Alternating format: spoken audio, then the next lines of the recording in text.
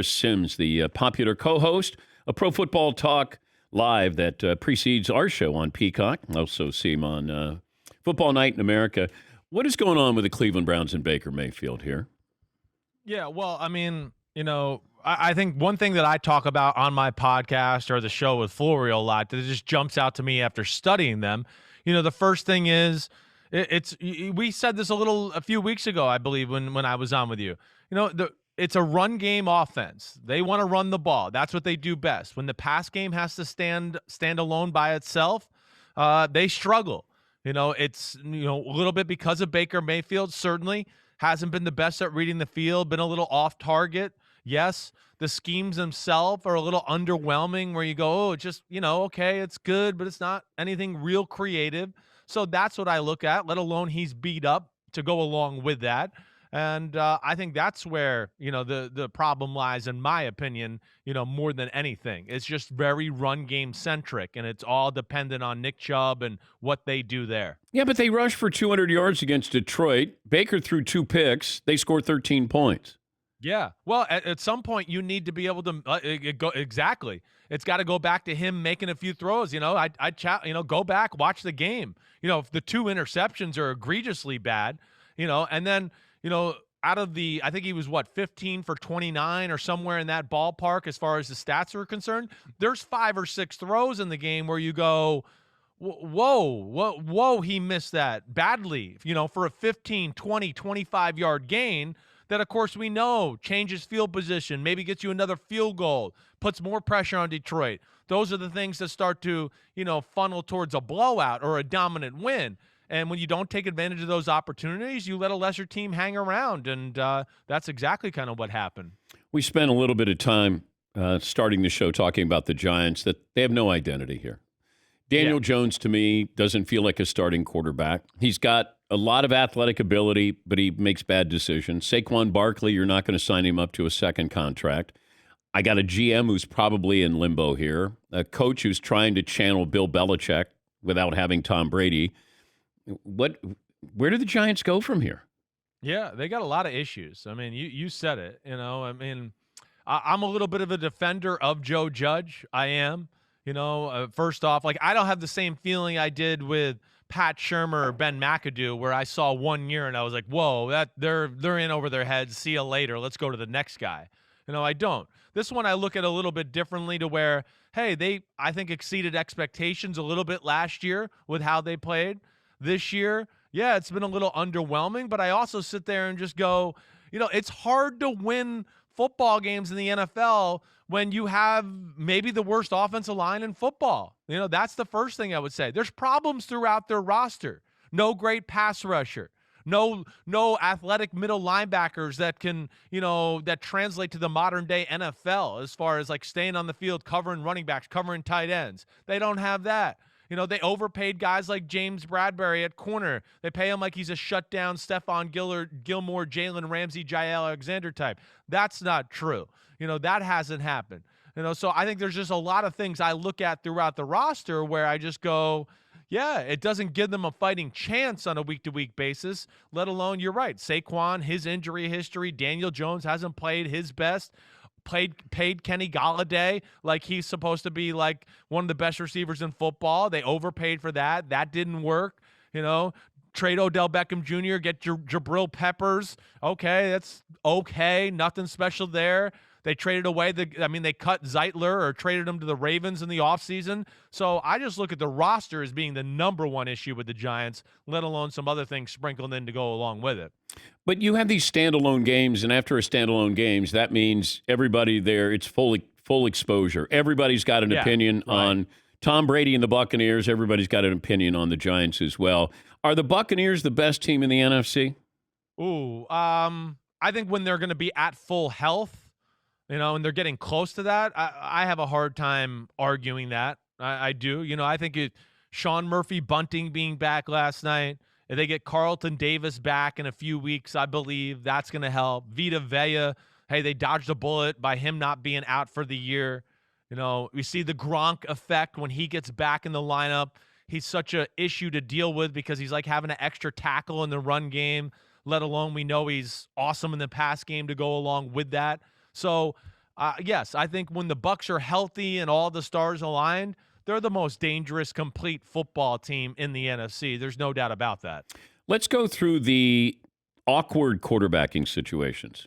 And Yeah. awkward doesn't mean it's bad. New York is bad. But what we Yeah. have, like San Francisco, that's an awkward situation because Jimmy G is a better quarterback than Trey Lance right now. But Trey Lance is their future.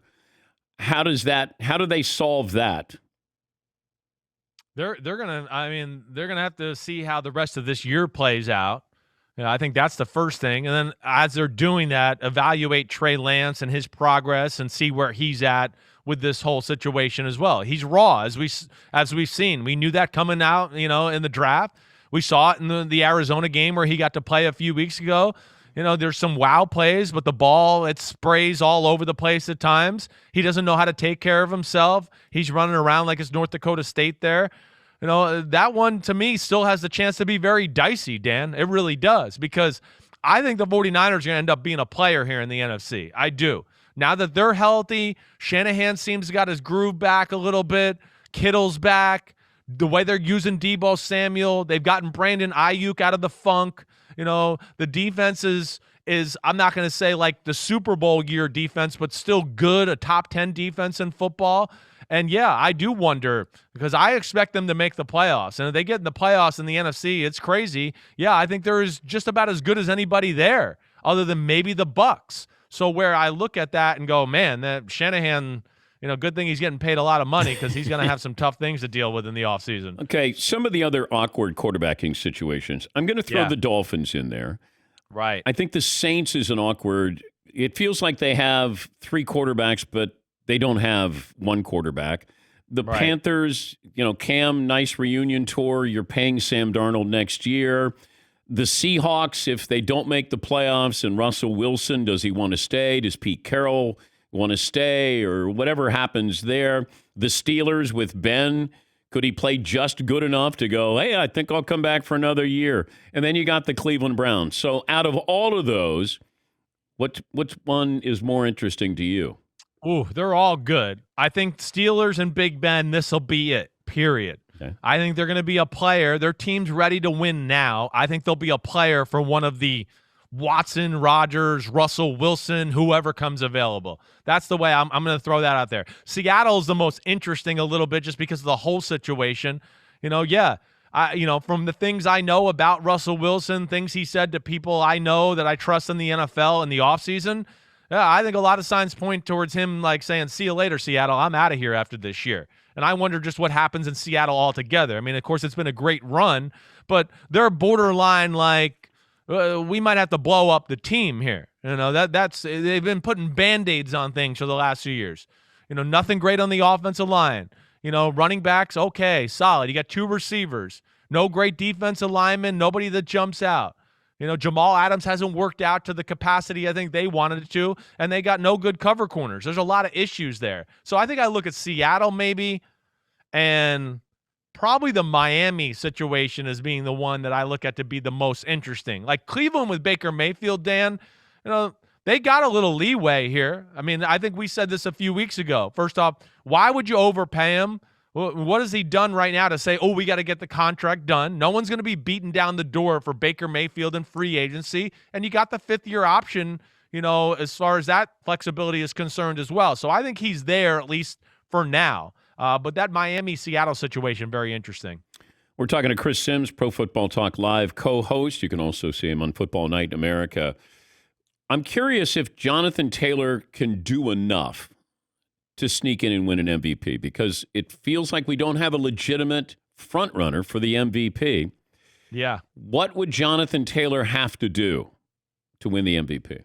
I think that, obviously lead the league in rushing and have a number that like wows you. I think that's the first thing. Like, not that it has to be 2,000, but if he gets up there to that 1,800 mark, gets to, like right now, I think he's at 13 touchdowns, maybe even more, adding the run game. I'm trying to look at my stats here as I'm talking to you. Like he's got to get somewhere in the 20 area. He's on pace for 20, and he's on pace for a little over 1,600 yards. Yeah. So is that enough?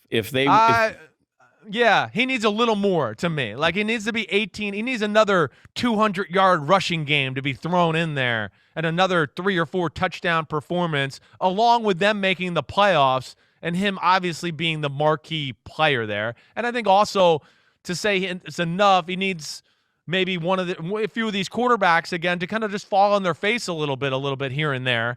And, he needs to hope Brady throws another few interceptions and Stafford continues to stumble. Then he can do it. But it is a very odd year and very wide open from that standpoint. I mean, the NFL is crazy this year. It's crazy as I can ever remember. But I don't know who the leading candidate is. I thought if Dak had a big game in Kansas City, then he might rise above. Aaron Rodgers was great, but they lost that game. I'm going to hold it against him that he missed the Kansas City game. Josh Allen has not played well. Brady's been up and down, back-to-back losses. Kyler Murray's been out. So I know. It's crazy. It is. I look at one guy. It's going to end up being a quarterback. I think if you made me bet right now the way it is and the way the team looks, it's going to end up being Brady. That's the way I look at it. Especially if they get Antonio Brown back. I just think they got too many weapons, and as long as they can protect him, just like we saw last night, he just can dice you up as good as anybody in the game. They got a good system. They're creative. He's got mismatches everywhere. That'd be the guy I'd probably say right now. But I'm rooting for Jonathan Taylor a little bit to make this interesting, no doubt about it. Another guy that I think is not a quarterback, but needs to be quietly in this discussion as well. If you want to just say what MVP means, to me would be Deebo Samuel with the 49ers. That's another guy. I know but man, he leads the team in receiving. He's one of the best receivers in football. And now they got him playing damn tailback too. He's the best tailback on the team. He is the MVP of their team for sure. And if they continue to make some crazy rise and he continues to have these crazy stat lines, I'll throw him out there, but I'm going to give Brady the edge right now. The Mannings last night talked about you don't blitz Brady. I mean, that's not, that enlightening because Kurt Warner's talked about that too. He wanted you to blitz, but teams still blitz.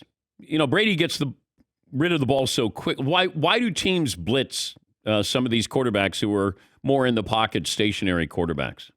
Yeah, well, you got to be careful, and Brady's one you got to be careful about blitzing. Certainly, he knows where to go with the football. He's been in two, offensive systems that have answers for the blitzes too. Some of these quarterbacks don't have answers. They're just like, hey, if there's blitz, just throw it real quick to the hot route guy right there. And it's like, well, yeah, the other team knows they're going to throw it quick to the hot route guy too. It's not always open. You got to have protection answers, other rules within the protections and routes that kind of combat those issues.